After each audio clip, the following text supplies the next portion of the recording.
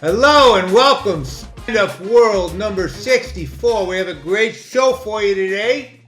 I hope you're up for it. Say hello to Patrick Arnold, the producer. Hey, Mike, how's it going? I'm doing great. How are you, Patrick? I'm Everything good. good? Everything's Everything great. good? Love this episode today. I'm excited for it. Yeah, one of the best. One of the best. Had a good morning. Got into a little political argument with my daughter this morning, which was okay. I'm all right. About what? She's just she's she gotta love her, like a lot of people. She has intermittently flashing whether or not she believes women, depending on whether it's convenient to her politics. But I said it's okay because you know what, honey? There's only one place in the world where everyone really believes all women. Because that's what she said to me. Dad, you got to believe all women. So the only place that people believe all women is in a bar late at night around midnight. Okay? All of a sudden, everybody there believes all women. Oh, Right. you are so right, lady. That is so true. Really? Tell me more. Okay? Because women don't even believe all women. Okay? There are nuns alone in the convent when they're hanging out talking about, that bitch is lying. But my daughter, there's certain women she's believing right now that I don't believe. But I love her. I love her so much. Anyway, that's either here nor there. It's called being a dad. You don't talk politics with your family because in the end, you're never going to change their mind. Never. Never talk religion because who the hell knows? Anyway, we have a great show. I'm babbling again. I just started and I'm babbling, and I'm already babbling. We have Fahim Anwar, who is so talented. He really is. I love this guy. I when I went back to do the Comedy Store documentary, certain people turned me on to certain people. Adam Egget, one of the producers who was the talent coordinator at the time, said to me, "You've got to see Fahim." And Bert and I, my son, we came back to the club that night and we watched this guy, and he was so good, and he's just so talented, and he works so hard. And he's got a new special out called House Money, and he's an interesting guy. He's a very interesting guy. And the footnote is, after we did this interview, by the way, because this was taped a little bit earlier, YouTube for some reason messed with his demonetization or anything, and he did a very cool note. He gave a message about it, put up on YouTube, and so there's two versions: one a longer version and one where he changed one joke. And then I did a thing saying, you know what, YouTube, let's make sure you know the rules. Everyone knows the rules. And I got a lot of calls about it, but Fahim's a great guy. But let's watch the interview. Fahim Anwar, how are you, buddy? I'm Good to great, see you. Mike. Same. Thanks for having me. Apologize for the hair. I didn't comb my hair before today's Zoom. I I fucked up. apologize for mine. A lot of it fell out on the way to work today. We all have our own individual problems, and I forget that. So, Say hello to Patrick Arnold, the producer of the show what's up, Pat? extraordinaire out of Boston. Makes sense. Repping the hat. And Fahim, man, I'm so happy to have you on because there's so much I want to ask you. You're such a talented fucker. Hey, you're nice, man. Thanks, dude. I like You're being called a such talented fucker, man. What I like about you is you have like ants in your pants, but not in a bad way. In a Good cool, ants. Good, like cool. You have good ants in your pants. Yeah. But they're ants nonetheless. What did you? Yeah. They're Yeah. ants in your pants nonetheless. But you always just seem like you got to be doing something and finding some new thing and create a character or a new type of special, or you're not sitting around waiting for the call, or get a job. You just go. Yeah. I'm doing my. I'm looking for my voice and my thing, and just making it happen, and loving what I do. When we did that documentary, I remember we used a little piece of a Instagram thing you did about a guy Oh yeah. auditioning for the Invisible Man, and Yeah. it was so interesting.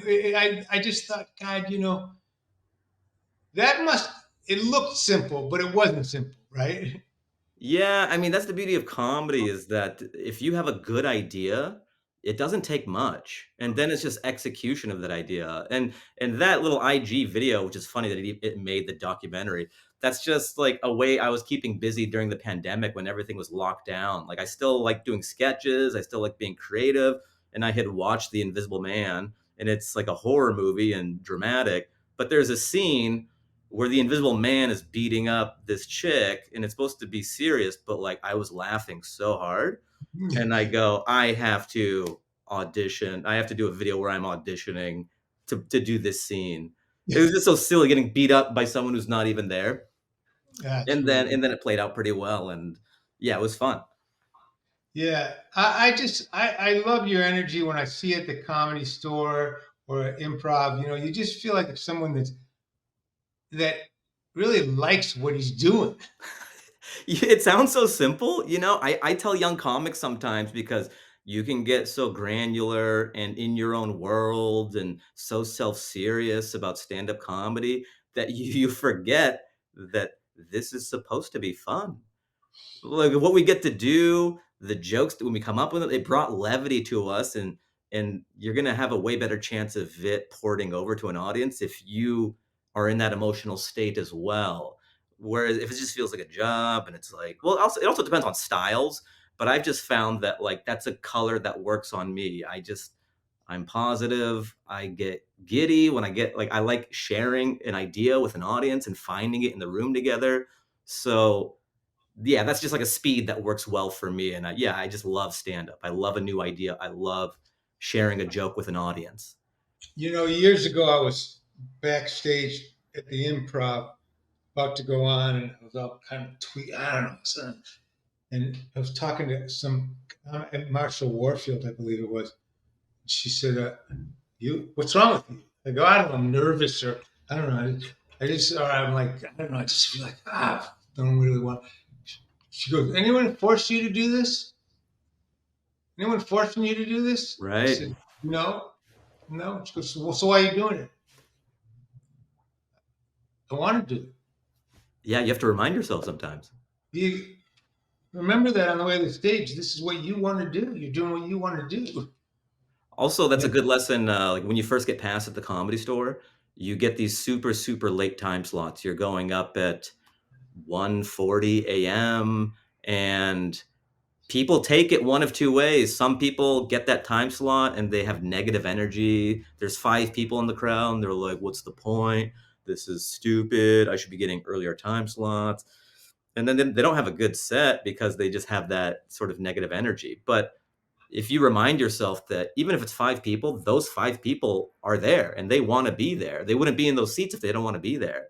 So if you and then also there's no stakes because there's 5 people and you can just have sort of sleepover energy fun with these 5 people in the OR. For real. Some of the best sets I've ever had in my life are just with 6 people in the OR at 140. And it teaches you to be grounded, it teaches you to be human, it teaches you to not that there's zero stakes, that your material isn't gold. Like, yeah, material's great and you need it, but when there's 5 people, you got to be a human first, and then you can weave in and out. It teaches you how to be a three-dimensional comedian and not just a guy yeah, who can that's right. play. That's right. And I think that's a really important thing to know.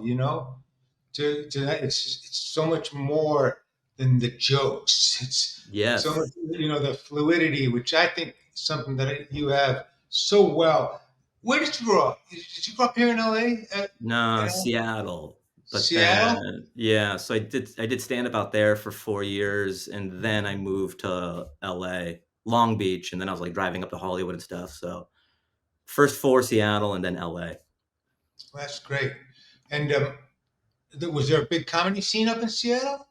It was great. Yeah, I mean, it was a great stand-up scene. It wasn't, but it's tucked away, so it's not like a Boston or San Francisco where you can get good, and if you're good, you can make waves while you're getting good. Even if you're good in Seattle, you're just too tucked away. It's not gonna make a ripple all the What way does that down mean, to tucked LA. away? Is it like a gated community where you only No, no, certain it's people a allowed but to come see you? No. yeah, no, Pacific Northwest, it's just we're out there. We're just never in the conversation with, there's East Coast, like San Francisco is close enough to LA where if you're moving and shaking, like I think people were talking about like Ali Wong even before she kind of popped, just because San Francisco is close enough, like Moshe as well.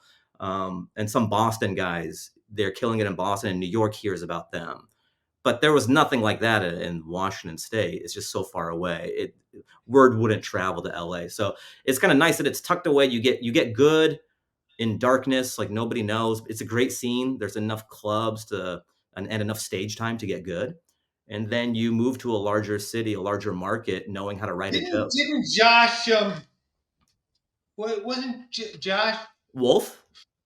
Wolf from up there? Yeah, Or yeah, didn't I he? think so. I don't know if Yeah. he started. Did he start there? I know he spent some time No, in he's not. Seattle. But I think he went up there for a while. And Joey Diaz was Oh up yeah, there. yeah, yeah, yeah.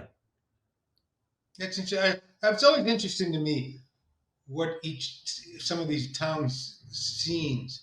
So you came down here. What year did you come down to? Let's see. I think 2008. I got a job in Long Beach, so that's how I was able to come out here. I got a job at Boeing in Long Beach. When I came back to do the Comedy Store documentary, got turned on to a few people. Like Rogan said, you got to see Joey Diaz and Adam Egett. He was like, "You've got to see Fahim. Uh, You've got to see Fahim." I went, "What's a Fahim?" what's a, He what goes, creature are you speaking of? "Yeah, And come is he tonight at 9:30." nocturnal?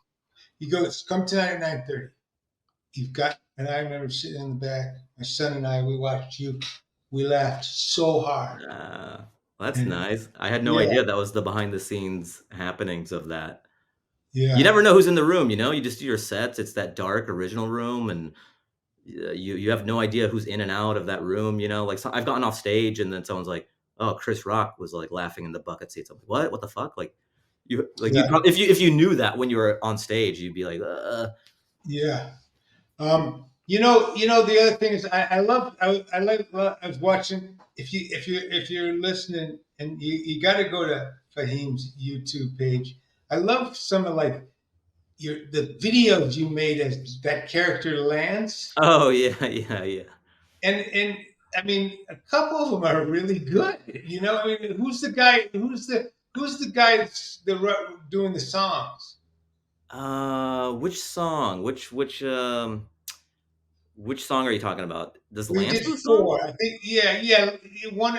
There's. Oh, the music videos you mean? Yeah. That's what it is. Well, so I mean, that's just songs that I like that I was like, "Oh, it'd be cool if Lance made a music video for these." So these aren't sanctioned by anybody. These are unofficial music videos.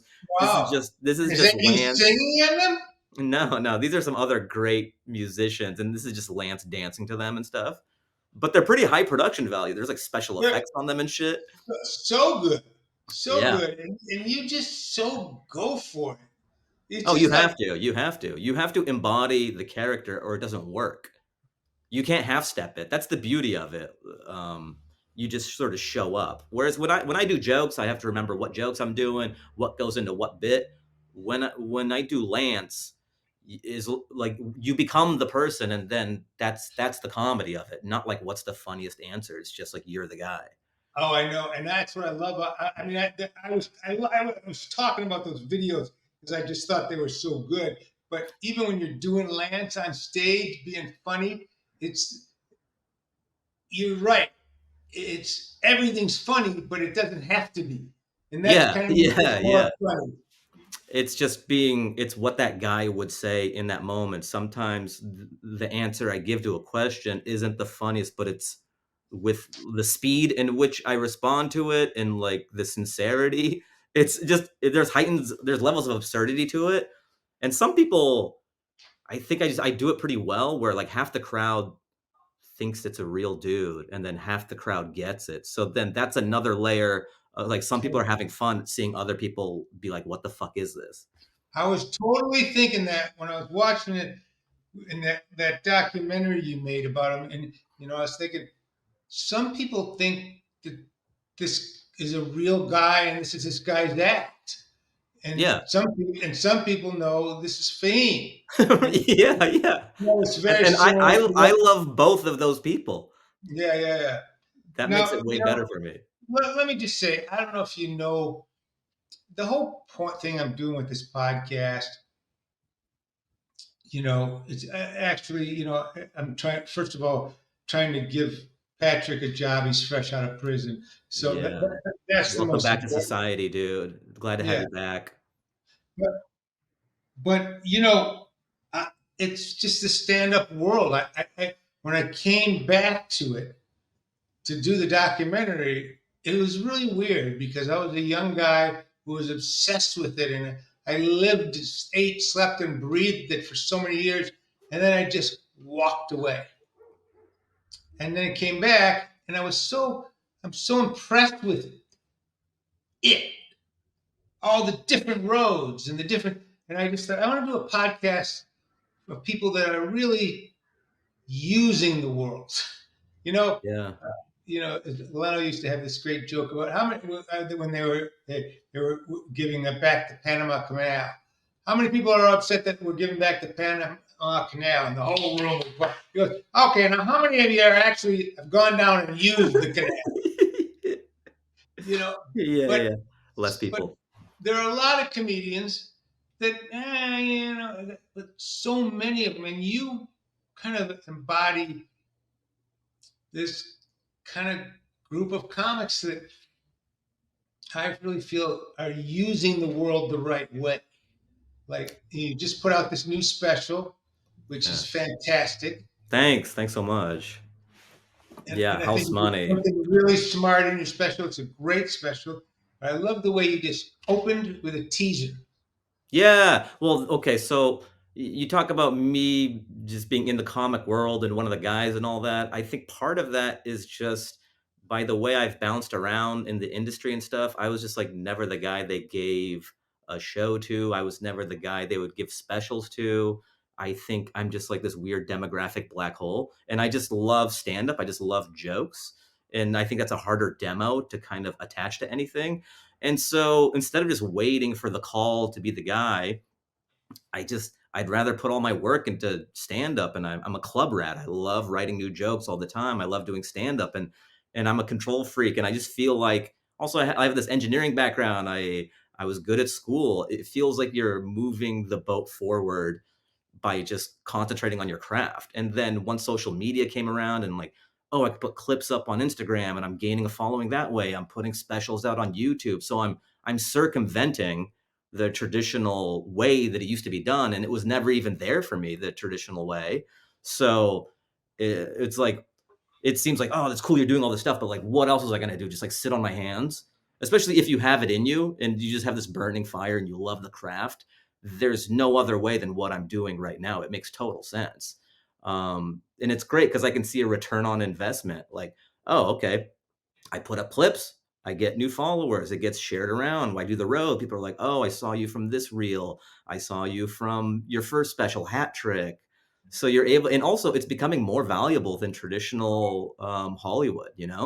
More people are watching YouTube specials nowadays than something on like Epics or even HBO. HBO is this glamour brand, but in terms of how many eyeballs you can see, Shane Gillis's special is probably watched several times over more so than an HBO special, where it's like that was the thing back in the Or day. Netflix. Or Or Netflix. Netflix. That's the other thing too, is like if it doesn't go, that your Netflix special, if it doesn't propagate in the first week, it gets buried. You're never gonna see it again. Whereas That, if it lives on YouTube, you do a podcast and then you kind of get kicked around in the algorithm a little more because you're like, oh, okay, he's on Bad Friends, and then they'll suggest your special. So it plays nice, a little nicer in that ecosystem. Absolutely, absolutely. In fact, the Netflix algorithm is very harsh.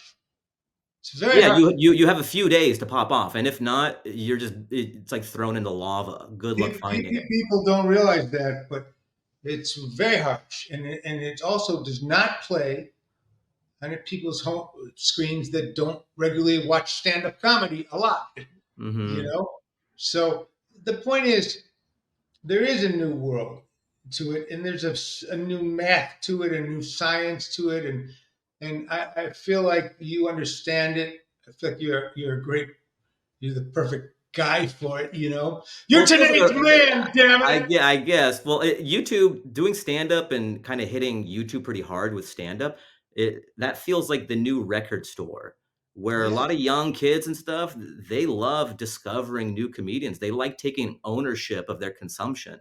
Back in the day, Comedy Central just shot these people into your mouth and yeah. like you know what I mean? Like that there's some great comics, don't get me wrong. Like I discovered so many great No, comics, but it's too late. You can't pull that no, back. no, no, no, no, no. But that was the only way to discover people. There was one way. And now with YouTube, you'll discover all these other types of comedy and all these other great comedians. And I think it's an exciting time if you're a comedy fan and a Well, comedian being able to just to reach go people. back to the specials real quick. Sure.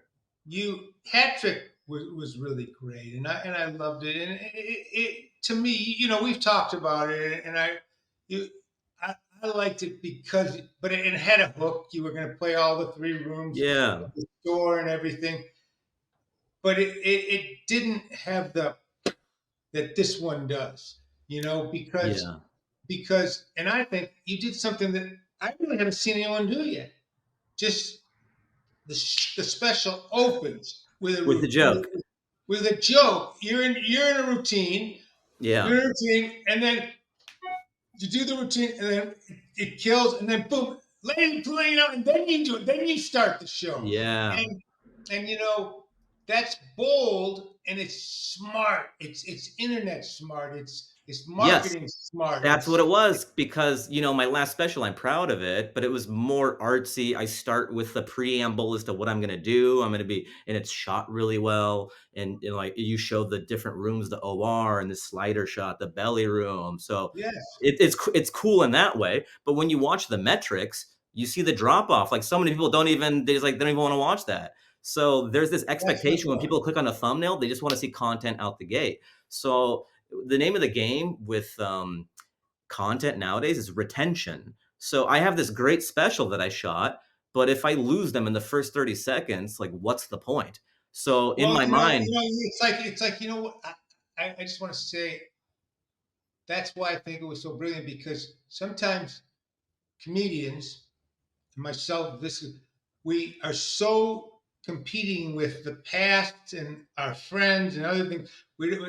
We're not playing to the moment and the new game, the yes. new meat and the new game. And it's exactly it. When I started directing specials for Netflix, I had these ideas for these opening montages and things like that. And Robbie Paul go, we don't do that. We don't do that. Yeah, We just start with the guy and introduce yeah, the guy and let totally. him walk on stage. Whenever whenever You I know, edit now, my mindset is I just picture somebody watching this and their thumb is half an inch from the screen. And so if it's playing out, is that enough air for them to do this? And if so, I don't need it because I'm that's trying to have right. them watch the content. So that's why And this special I open up on a joke and then I go to the title credits super quickly. I'm getting introduced on stage. So it's not this huge lavish sketch before I get into people don't have time for that anymore. yes. And by the way, it really works. It's because it's different, there's a reason for Yes, it. yeah. And I thought this is a guy who understands the medium in the moment, you know, and it's great. But not only that, I think it's some of your best material ever. I think it's Thanks. I think you're moving at a different pace, and you're having fun. Mhm. There's some of those bits, man. Some of those bits. I was a Usually, little nervous because this is just a traditional special, and nowadays you have to have so many other hooks and stuff. And there was a moment where I was like, am I going to insert sketches? I got to think of some other thing. But I'm like, I'm a pure stand up. I like these jokes. It's 58 minutes long, which is supposed to be too long. But I'm like, I like it. Let me just put this out as like, especially after doing Hat Trick, because Hat Trick I was doing a bit of a gimmick going to different rooms because I needed to draft off of the lore of the store because nobody knew who I was. And I wanted to kind of put myself on the same platform as my peers. I wanted people to see me bringing Theo up, Jesselnick bringing me up, me bringing Marin up, just to show that like I'm one of the guys. You just may not know of me yet. So I was drafting off of the store and doing all the three rooms is kind of a novel concept, but it was calculated and premeditated. And this is just like a standalone, no gimmick special, all jokes. And I go, did I fuck up by not doing anything else? But I like that not at people all. Not I at like all. that people are responding to it. I think that's the concept, and it works. And you not only you edited it that way, and if you had cut to other shtick or things, because a guy like you can always. This is what I love about the world. You're a guy that can do a 45 minutes of little sketches to Yeah. put a little sketch show. Yeah. Like, or eventually you're gonna do an hour of just Fahim masturbates. And by the way, that will sell. I can't last that long, man. It's gonna be No, it's no, gonna be a minute long. I'm talking about 15 different segments. Oh, gotcha. So like Hat Trick, but for jerking off. Yeah, exactly. Gotcha. Just me jerking off in different rooms of the Comedy Store for OnlyFans. You're thinking small. I'm thinking of you jerking off at different comedy clubs around Yeah. the world. No, it's Madison Square Garden. Just Yeah, different seats. I go, whoa, this guy jerked off in the garden. it's like a He's drone huge. shot. The Yeah. drone Just jerking off in the round. Like, Yeah. whoa, this guy. But I think this one you just it's just like, and Yeah, I mean, also too, what I like about it is I wanted to put this out just almost like a little flag. Like, there's not a lot of guys who can just do 58 minutes like that, and to show just almost like a 4 minute mile or something. Like, okay, this is a guy who can do that thing. Like, not that I'm yeah. gonna do that every year and do the same. Like, maybe I'll get creative with some other ones, but it's kind of nice to plant your flag in the comedy sand and just be like, okay, he's a dude who could do that, and not everyone could do that, you know? The other thing I'll say, Fahim, is I even though we have to call them specials, I've been saying for a while now, they're more like albums to me. Mm. They're like they're what when I started. I'm friends with a lot of singer songwriters, and I always envied them because they could put out a new album every time they had an idea, a group of material, or concept, or what to say, and it's kind of the reason why I left and I went into to writing and directing films because it was I like put out a movie every 18 months, and I could just change it up, and when I had something new to say, I'd write a new movie, but I think that these are specials is kind of a word left over from that we took from network television and the Jack Benny special or the Yeah. whatever. It's really, and so each one can have a different vibe and a concept and an energy to it. And I think that's good. I think, I think you playing into that, you'll do very well with that. Yeah, just to treat them as albums or like, okay, I'm talking about this type of stuff in this hour. And yeah, it's fun, even as a creative, just to treat the special that way instead of just a spaghetti of jokes, like a Like grab you bag. mentioned Marin, and I'm friends with Marin, but I've never been a huge fan of his. I like him a lot. I think he's a great podcaster. Mhm. But then he did that last special, and I'd seen all his other specials, but that last special was like in a galaxy far, far away. It was so brilliant. I agree. I saw that, and I saw him in the hallway at the store, and the compliment I had to give him was, what happened to him with his girlfriend passing away and stuff. I go, Yeah, he very well could have done like a more one man showy type thing and and marinated on that and made it emotional, and it still would have been great, but it would have been playing to this recent trend for it's like a subsect of comedy where it's going. But what I love is he just did traditional stand up, and he talked about it in a way where he was doing a weekend at a club or something. So it was masterful in the way that he could talk about something of that gravity in a regular stand up set. And I go, that's what I was impressed with. Like he didn't pivot into like one man show land. And Yes. he goes, that's the gig, man. That's what we do. Well, not only that, what I loved about it was he was able to deal with the elephant in the room. This was a guy that was just suffered a devastating loss, but he also was able to like you say, code it in an hour of this great stand-up comedy, and it was some of it. It was just like beating himself up with a bat at the end, and just it was just such great stand-up. Yeah. And the biggest thing that I felt about it is he had worked that set out so hard and well, and so that just tells me, you could be a comic and it's a progression. You can do really, really good specials, and then you have one album that comes out, and I think that's going to be a landmark special.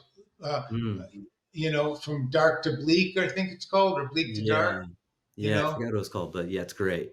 and I think that's going to go down as in history as that'll be one of the big specials, so it's a really interesting time, I do think that it doesn't matter what label puts the album out, Yeah. because and I love Schultz was talking about that. Schultz was saying people don't really know where they saw the thing anymore. They just know whether they liked it or not. Like it all gets fired up on a TV nowadays. So whether it's YouTube, whether it's Netflix, whether it's Amazon, especially younger generations, they don't have these distinctions between no. content. They just know what they like. Well, not even listen. Hey, man, I'm 65. I watch your thing in my living room on the TV set, just like Yeah. I would have watched any Yeah. movie. I do the same thing. I fire up YouTube. I probably watch YouTube more than any other streaming service. It's the fact that you can just fire it up on a TV now has been great for comedy because now there's not all these barriers to the content. Yeah. Now let me ask you. Here's the other thing. What, like, if you could shut your eyes and say, "This is what I want to do." What's your like biggest dream in the industry? What? Okay, if I could just do these two things, this would be my dream. Just continue to do stand up, put out specials, and just continue to do stand up, and then have my own sketch show. If I could just do those two things in perpetuity, I don't need anything else. Like movies, TV, that's just icing, whatever. But like, I live and breathe stand up and I live and breathe sketch. Those just come to me. So if I could do those, I'm playing with house money. You like that? Yeah, look at you. Yeah. Look at you. You know, I called the special house money because I really don't need this special to do anything. I had a lot emotionally invested in Hat Trick because I was trying to break through. I felt like I was trying to play catch up with so many of my peers. I felt like if you knew comedy a lot in LA, you would know who I am, but consciousness wise, you would have no idea who I was. So like Hat Trick was me trying to like splash. And it did put me on the map a bit, like in terms of my money is better on the road, like I'm getting better deals. So my life is better post Hat Trick. But house money, life is good. I don't need it to do anything. So I was just doing it for the love. And I was touring for a year and a half. I'm done with the material and I wanted to take a picture of it. it's really great. It's Yeah. really great. I look at you, but those to me are such doable goals. You could be doing stand Hey, up. you don't know how many no's I've gotten on my sketch show, Mike. No one will let it happen. Do you know how many no's I got on every movie I've ever made? I I'm know. making a movie in the spring that I've been trying to make for 10 years. I You think know, people, if there's any young artists and young comedians who are watching this, I always try to remind them or tell them, your favorite artists, no matter who they are, no one wanted them to happen. No No. one wanted Jay-Z to happen. No one wanted Kanye to happen. They all thought that they were runts and they were dumb and they were like not good. That's why I love that Kanye documentary. Watch it. It's someone who is just heralded as one of the greatest of several generations. He's playing college dropout. And they're like, what, this guy's crazy. Get him out of the office. Yeah, So that's standard. So don't think it's only happening to you. It's happening to everybody.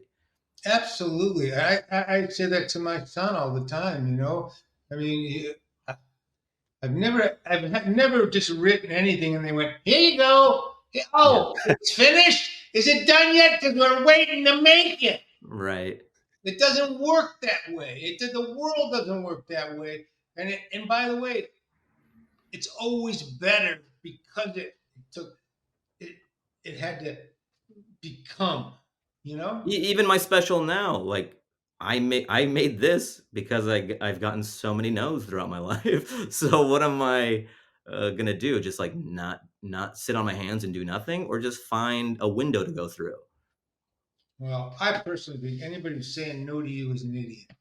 Hey, well, that's nice. Well, you're too deep into comedy. These guys are just they're on the 65th floor. They don't go to a show. They go to Montreal once a year. No, but I love that you say that. I'm too deep into comedy.